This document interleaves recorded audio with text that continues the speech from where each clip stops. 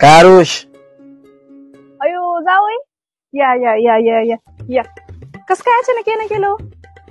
अहो ते शेजारच्या गावामध्ये जरा जमिनीचं काम होतं, तर आता निघालतो तर मला जाता जाता तुम्हाला भेटून जावा. नाही ते बरं केलं तुम्ही. बसा ना तुम्ही, पाणी आणते, बसा. पाणी घेऊन येते.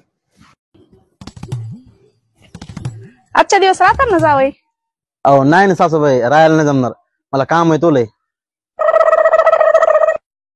अहो मामी, पाणी गार नाही हो, फ्रीज मध्ये नव्हतं ठेवलं. अहो जावई, आमच्याकडे फ्रीज नाही ना, आणि असून बी काय फायदा, लाईटच नसते आमच्या गावात. असं कसं?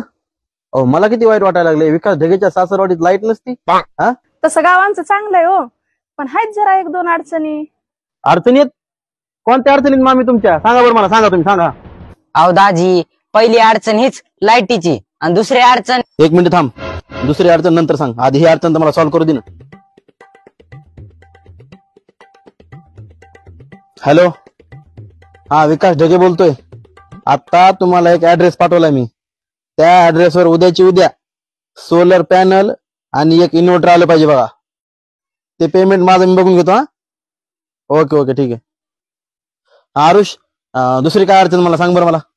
दुसरी अडचण म्हणजे आमच्या गावात कोणत्याच मोबाईलला नेटवर्क येत नाही. मंगल भावानया मंगल